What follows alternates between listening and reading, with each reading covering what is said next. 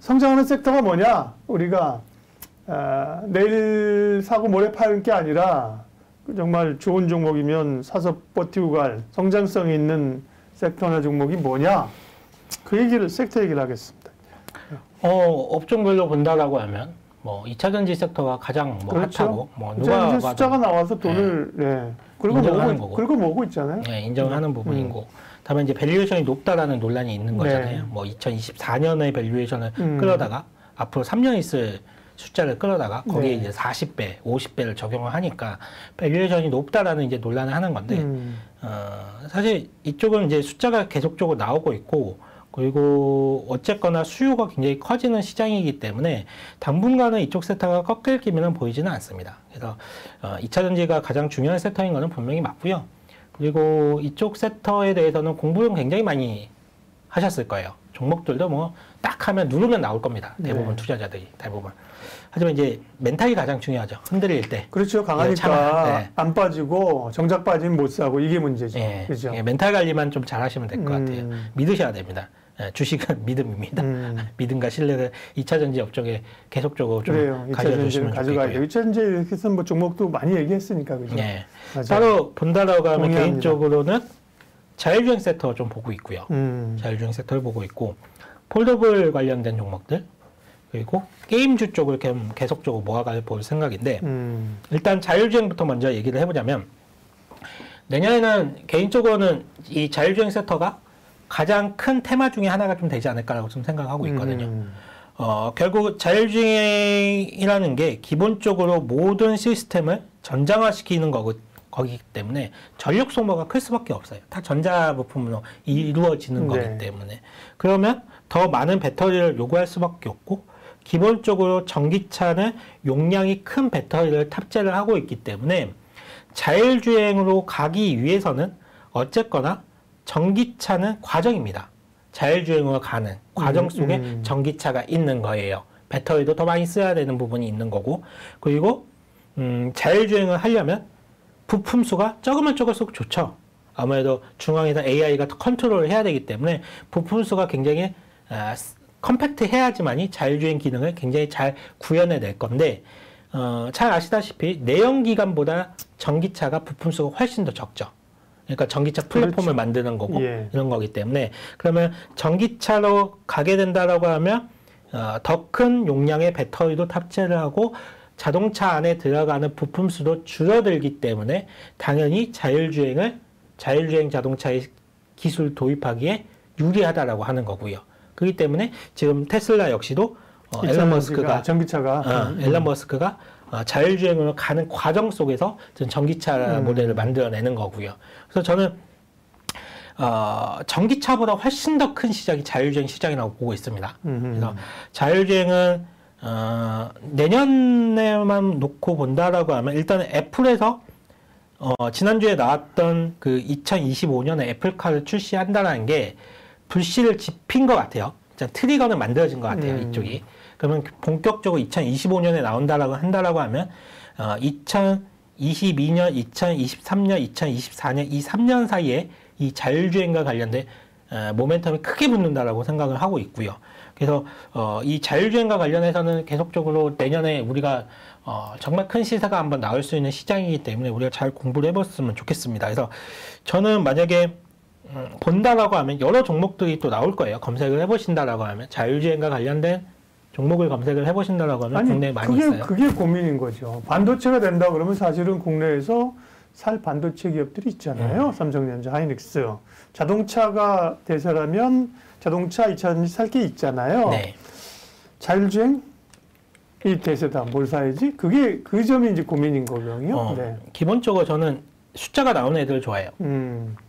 자율주행만 한다라고 하는 업체들은 사실 숫자가 안 나올 가능성이 높아요. 왜냐하면 뭐 지금 자율주행 자동차가 있어야지 숫자가 나오지. 당연히 자율주행 자동차가 출시가 안 됐기 때문에 자율주행만 하는 회사들은 숫자가 안 나올 겁니다. 그래서 물론 이제 그런 종목들 중에서 텐베거가 나올 거예요. 그리고 저도 눈여겨보는 회사가 있어요. 다만 비상장 회사예요. 비상장 회사인데 뭐 참고 삼아만 말씀을 드리겠지만 비상장 회사 중에 스트라드 비전이라는 자율주행 업체가 있어요. 회사가. 그래서 뭐 따로 공부를 해보세요. 이건 제가 추천드리는 것도 아니고 비상장 회사이기 때문에 매매를 할 수 있는 부분도 없는데 다만 저는 이제 관심이 있으니까 뭐 정보 삼아 말씀을 드리니까 따로 공부를 해보세요. 그 회사는 스트라드 비전이라는 회사. 현대차에서 지분 투자를 하는 회사예요. 장외에서는 거래가 돼요? 장외에서 거래가 되죠. 자, 그런 회사가 있고요. 상장 회사 중에는 최근 들어서 보는 종목 MC넥스 보고 있습니다. MC넥스가 기본적으로 숫자도 잘 나오고 있고요. 잘 나올 가능성도 높고 최근 들어서 자동차 부품 비중이 상당히 많이 늘어나고 있어요. 기존에는 자동차 쪽으로 들어가는 카메라 모듈 부품이 매출 비중이 한 10%도 안 됐거든요. 근데 올해 연말까지 20%까지 올리겠다라는 게 회사 측에 지금 제시한 얘기예요. 회사 측에서 얘기하고 있기 때문에 매출 기여도를 한 20%까지 올린다라고 하면 상당히 얘기가 좀 달라질 것 같아요. 그리고 그동안 이제 카메라 모듈 전체 시장만 놓고 본다라고 하면 수요의 대부분은 스마트폰이었잖아요. 그렇죠. 스마트폰이었는데 앞으로 차량용 카메라 모듈 매출이 나오면 정말 큰 시장이 또 열리는 거거든요. 우리가 스마트폰에 카메라가 뭐 앞에 뭐 3개, 4개 이렇게 들어간다라고 하잖아요. 그거 한 사람도 하나씩 이렇게 들고 다니는데 이 자동차 같은 경우에는 카메라 모듈이 뭐 7, 8개. 7, 8개부터 시작해서 뭐 20개 뭐 이런 얘기가 나오고 있어요. 그러니까 스마트폰에 들어가는 탑재되는 수보다 훨씬 더 많아지는 거고, 그리고 무엇보다도 카메라 모듈, 그러니까 차량용의 카메라 모듈의 수익성이 굉장히 좋습니다. 한 3배가 더 비싸요. 스마트폰에 들어가는 것보다 그 자동차에 들어가는 카메라 모듈이 네. 한 3배 정도가 비싸요. 그러면서 수익성이 굉장히 좋기 때문에 이미 MC넥스는 현대차 그룹의 1차 벤더로 지금 들어가 있는 상황이에요. 1차 밴드로 들어가 있는 상황이고 전기차를 포함해서 한 30여 종의 차종의 수주를 받은 것으로 지금 알려져 있고, 그리고 이쪽 시장이 진입장벽이 굉장히 높습니다. 진입장벽이 높아요. 이게 아무나 들어갈 수 있는 시장은 아니고 네. 완성차 업체들의 테스트를 통과를 하려면 보통 한 3년에서 4년 정도 걸린다고 해요. 그러니까 후발주자들이 들어오기에는 상당히 진입장벽이 높은 시장이기 때문에 저는 기본적으로 자율주행과 관련해서는 여러 업체들이 있지만 지금도 숫자가 나오고 있고 앞으로도 숫자가 더 크게 나올 수 있는 회사, 그리고 이 카메라 쪽, 그러니까 차량용 카메라 쪽에 진심을 다해서 사업적인 영역을 하고 있는 MC넥스를 좀 개인적으로 좀 말씀을 드리고 싶고요. 네. 그리고 일단은 폴더블 쪽도 저는 괜찮게 생각을 하고 있어요. 폴더블 쪽은 이제 최근 들어서 얘기 나오는 거는 폴더블을 한 번만 접는 게 아니라 두 번 접는 걸 네. 얘기가 나오고 있죠. 2번 접는다고 했을 때는 힌지가 더 많이 쓰일 수밖에 없죠. 두 배가 더 많이 쓰일 것이고, 그리고 올해 삼성전자에서 지금 폴더블을 뭐 이렇게 저도 이제 플립을 쓰고 있지만 네. 이 플립하고 폴더블 모델을 한 300만 대 정도는 팔 것 같다라는 얘기를 했어요. 올해 이제 추정치가. 근데 내년도에 삼성전자의 목표가 1,500만 대를 팔겠다라고 지금 목표를 세우고 있거든요. 그러니까 삼성전자의 목표치도 굉장히 높고요, 지금. 그리고 뭐 2번 접는다 뭐 이런 얘기도 좀 나오고 있기 때문에 폴더블 쪽을 우리가 좀 내년도에 성장성이 좀 크게 나올 수 있는 섹터라고 보고 있고, 뭐 폴더블 쪽에 어떤 걸 사야 될지에 대해서 고민이 있다라고 하면 저도 이런저런 회사들을 계속적으로 연구도 해보고 했지만 결론이 나는 거는 힌지 사는 게 좋은 것 같아요. 힌지 쪽을 사는 게 좋을 것 같고, 우리 이게 뭐 그렇잖아요. 우리가 내연기관에서 전기차로 넘어가는 것도 어차피 자동차인데 그 배터리가 중요한 거지, 바뀌는 부분이 중요한 거지, 뭐 타이어 업체라든지 뭐 시트 업체를 전기차 관련주라고 생각하지는 않잖아요. 그렇듯이 폴더블과 관련된 부분들도 결국은 힌지가 가장 중요하다. 그래서 힌지 업체들, KH 바텍이라든지 네. 파인테크닉스라든지 뭐 이런 쪽 좀 보시면 좋을 것 같고요. NFT에서는 뭐 관련해서 뭐 게임주, 컴투스, 지난번에도 한번 말씀을 드렸지만, 그리고 갤럭시아 머니터리 여전히 좋게 보고 있습니다. 갤럭시아 머니터리는 제가 홈페이지까지 제가 보여줬죠. 네. 여전히 좀 좋게 생각을 하고 있어요. 이쪽 시장은 이제 개화되는 시장이기 때문에 주가의 변동성은 언제든지 나타날 수가 있고, 뭐 앞서 게임비 이렇게 주가 하락이 있고 뭐 변동성이 크게 나타나긴 했지만 여전히 게임빌과 컴투스 이런 회사들은 밸류에이션이 굉장히 싸다라고 생각을 하고 있습니다. 자체적인 밸류에이션이. 게임빌하고 컴투스랑 두 개를 비교하면 어때? 같은 계열이잖아요, 여기. 게임빌이 모회사고 그 자회사가 컴투스죠. 컴투스가 또 위지익을 가지고 있고. 예, 위지익을 갖고 네. 있고 위지익이 MP라는 회사를 갖고 있고. MP 그렇죠. 메타버스 회사. 전체적인 컨트롤은 게임비에서 지금 하고 있는 거예요. 그리고 블록체인과 관련된 기술이라든지 이런 M&A적인 측면도 게임비에서 좀 하고 있고요. 네. 다음에 이제 컴투스 쪽에서는 이 NFT와 관련된 게임을 개발해서 나올 수가 있죠. 게임 자체를 개발해서 나오는 거는 컴투스라고 보고 있어요. 그래서 뭐 지금 시장 자체에서는 게임빌에 대한 주가 탄력성이 훨씬 더 높은 것 같아요. 변동성이 그렇죠. 네. 훨씬 더 높게 나오는데 저는 개인적으로 컴투스를 그렇게 생각하고 있습니다. 약간 그런 건 아니지만 약간 어떻게 보면 게임빌이 지주사적 성격이 좀 있고 컴투스가 사업회사 같은 그건 아닌데 그런 느낌으로 그죠? 네, 그런 느낌 보시면 되는데 실제적으로 뭔가 M&A를 하고 뭔가 네. 사업적인 진출하는 거는 게임빌이 좀 하고 있으니까 뉴스에 자주 나오죠. 그렇죠. 네. 그러니까 주가의 탄력성이 상당히 좀 높게 나오고 있고요. 네. 그리고 게임빌은 아마 내일 투경이 해제가 될 거예요. 아마 해제되는 걸로 알고 있는데 위메이드가 기억을 해보시면 투경 해제 투자 경고 네. 해제한 다음에 바로 올라갔잖아요. 많이 올랐잖아요.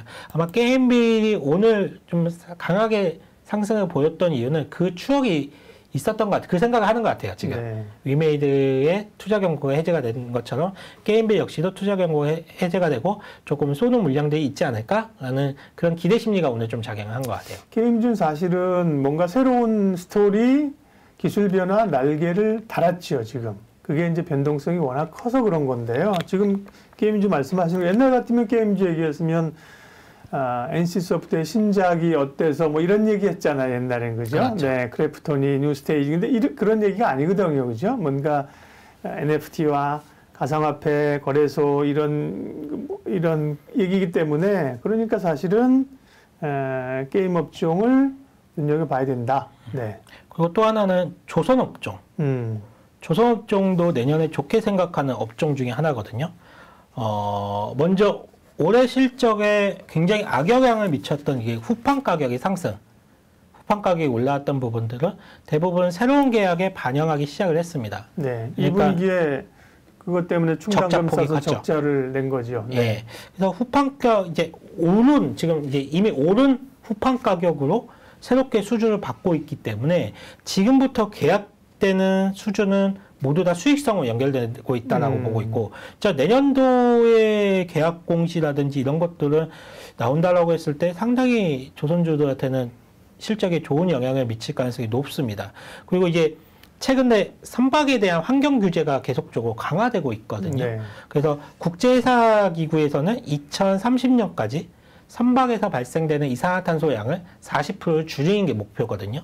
그러면서 그 일환으로 내년부터 당장 전 세계에 돌아다니는 배들을 등급을 다 매깁니다. 5개의 등급을 매겨서 하위 2개 등급에 대해서는 페널티를 매기기로 했어요. 아무래도 벌금을 더 내고 네. 페널티를 더 매기기로 했는데, 그렇다라고 하면 선주들 입장에서 본다라고 하면 규제에 대비하고자 노후 선박들을 LNG선으로 바꿀 의지가 상당히 많을 겁니다. 그리고 선주들은 지금 돈이 많아요. 즉 HMM 생각해 보시면 될 거예요. 상당한 운임료가 올라갔기 때문에 돈이 많아요. 그렇기 때문에 발주할 수 있다. 발주에 대한 니즈도 분명히 있고요. 그러면 네. 친환경 선박에 대한 발주도 많이 늘어날 것이고, 그리고 이 친환경 선박과 관련해서는 뭐 사실상 조선업종은 중국과 우리나라의 싸움이잖아요. 중국과 대한민국의 싸움인데, 그렇죠. 친환경 선박만 놓고 본다라고 하면 중국이 우리나라 기술을 절대 지금은 따라오지 못하고 있습니다. 이거는 뭐 수주를 못해요. 중국 애들. 우리나라가 거의 다 선점하고 다 지금 싹쓸이하고 있기 때문에 친환경 선박 발주가 증가한다라고 네. 했을 때는 카타르 물량 이런 거잖아요. 예, 선박 시장의 MS가 꾸준히 높아질 수가 있어서 진짜 지금 시장 막 여기 막 왔다 갔다 하잖아요. 지금 막 화려해 보이잖아요. 그래서 정말 모르겠다라고 하시는 분들은 조선주가 대안이 될 수가 있다고 봐요. 조선주 그러면 조선주 가운데 뭐 조선주 아니면 기자재? 현대미포조선 타픽을 보고 있는데, 사실 현대미포조선을 보는 이유는 그냥 저 궁합이 제일 잘 맞더라고요. 삼성중공업, 뭐 대우조선해양, 뭐 현대중공업 뭐 이런 회사들 있잖아요. 다들 우여곡절이 있었죠. 근데 네. 저는 개인적으로 현대미포조선을 매매하면서 한 번도 잃어본 적이 없어요. 그 궁합이 굉장히 잘 맞더라고요. 예. 그리고 뭐 관련된 주가 탄력성도 뭐 괜찮고요. 그렇죠. 그래서 어차피 방향성은 같을 겁니다. 조선주들의 그렇겠죠. 방향성은 같을 건데 그냥 이거는 제 취향인데 저는 현대미포조선을 좀 말씀을 드리고 있어요. 예, 그러게요.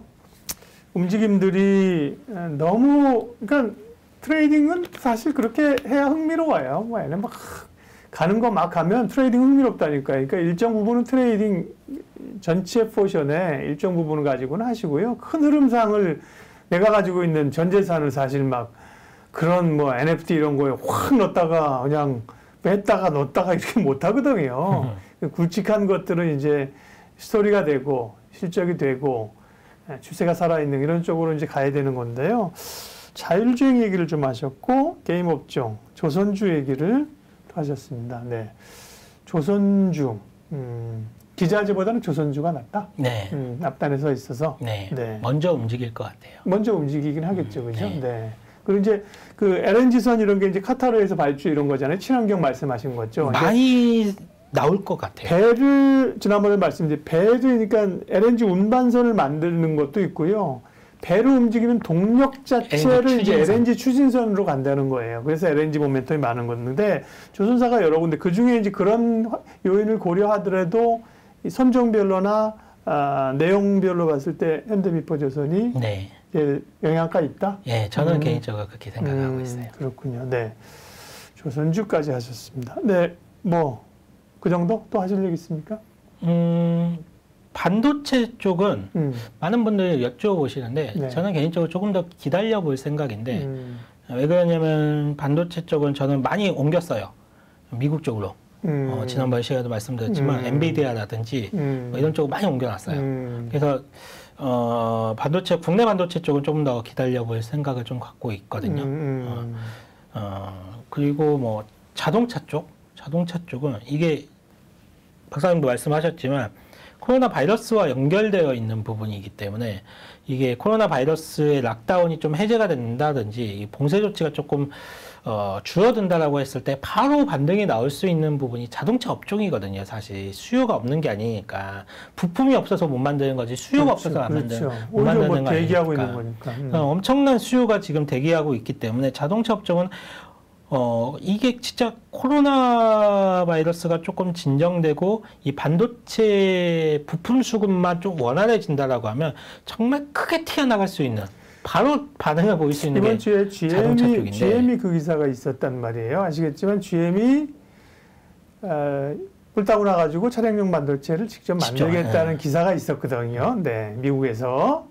그러면 현대차는 손가락 빨고 있을까요? 그래서 DB하이텍이랑 얘기가 나오잖아요, 지금. 그러니까. 현대자동차가 DB하이텍을 지분 투자에 한이 많이라는 얘기가 나왔는데 일종의 썰로 지금 끝나는 분위기예요, 지금 그냥. 시장에서는 여러 가지 상상을 하게 되는데 그래서 어차피 왜냐면 현대자동차도 입장에서도 이번에 반도체가 굉장히 중요했고 국내에서 앞으로는 이제 말씀하신 것처럼 자율주행 전기차 가면 반도체 부분이 더 중요해지는 거고 이런 사태가 오지 말라는 법은 없다. 뭔가 우리 대한민국에는 반도체를 제일 잘 만드는 국가 중에 하나고 그래서 DB하이텍과 현대차의 그런 파트너십 뭐 이런 거는 기대를 좀 하는 부분도 있었죠. DB하이텍을 인수하기에는 너무 큰가? 시총이? 아니요, 현대차가 10조 원 들고 땅도 샀는데요, 뭐.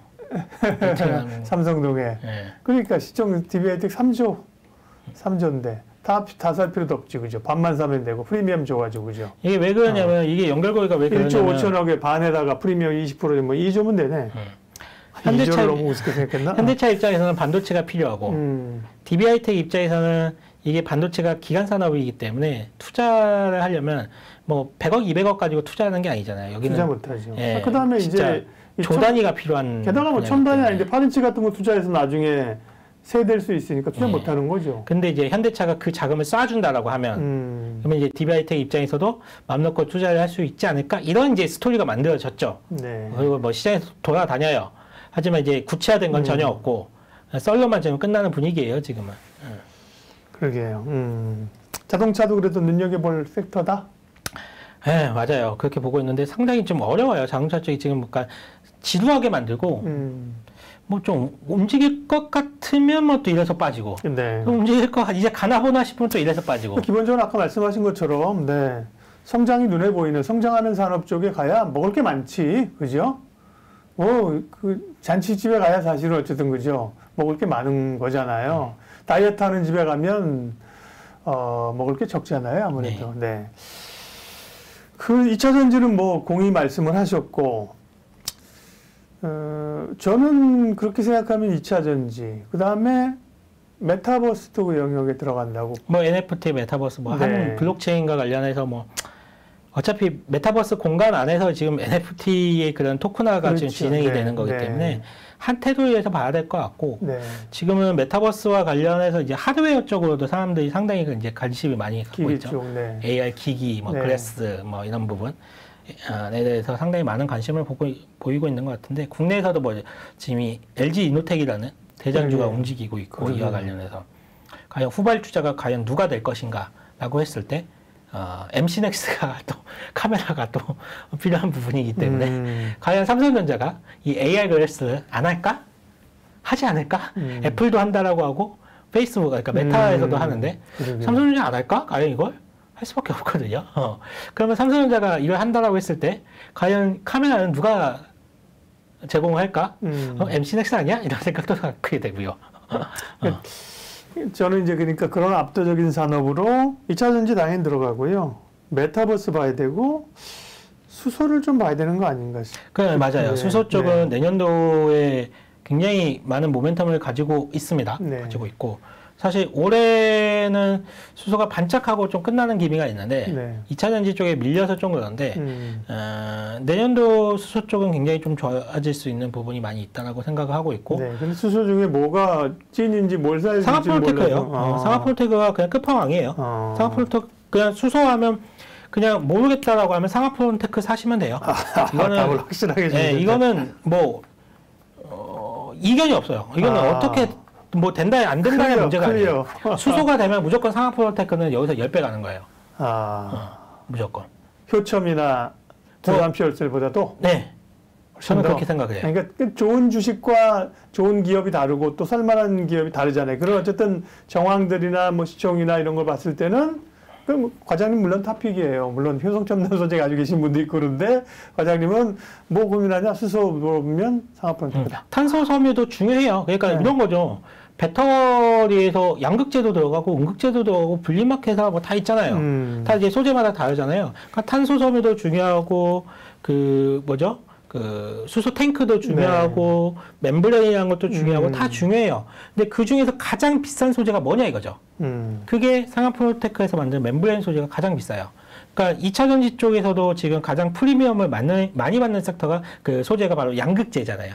그게 그렇죠. 이제 네. 원가 비중에서 가장 높으니까 그런 거랑 똑같아요. 그렇다고 해서 분리마켓 회사, 뭐 동박회사 이런 회사들이 주가가 안 깔 것이냐? 이게 아니잖아요. 다 같이 가요. 그렇죠. 다 같이 가는데 원가 측면에서는 상하프로테크가 만드는 이 멤브레인이 끝판왕입니다. 이게 가장 비싸요. 그게 그러면 기술적 진입 장벽이 높으냐 낮으냐? 굉장히 높은 시장이라니까요. 이게 이게 전 세계에서 2회사밖에 성공을 못했어요. 고호사랑 상하프로테크. 그러면 이 시장을 정말 크게 다가왔을 때 상하프로테크가 얻을 수 있는 과실이 정말 크죠. 이거는. 수소 쪽을 좀 보긴 봐야 되는데 이거 참 수소는 어쨌든 간에 아직 2차 전지는 좋은 게 숫자가 나오는 거잖아요. 이미 나온 건데요. 수소는 사실은 그걸로 인한 숫자들이 아직 그렇게 막 돈을 퍼담는 것 같지는 않아서 숫자가 좀 안 나온다고 생각해서 고민인 건데. 네. 저는 개인적으로 그 자녀분들 있으면 네. 그 자녀분들 계좌에 상하프로테크 그냥 계속 사주시면 좋을 것 같아요. 네, 잠깐만. 한 진짜 3년 뒤에, 5년 뒤에 보면 정말 크게 성장했을 지금의 9% BM, 뭐 LF 이렇게 성장할 수 있는 그런 뭐 에코프로 BM이 지금 시총이 얼마나 나요? 한 12조 하나요? 아마 그 정도 할 거예요. 그 정도의 모멘텀은 분명히 있다고 봐요.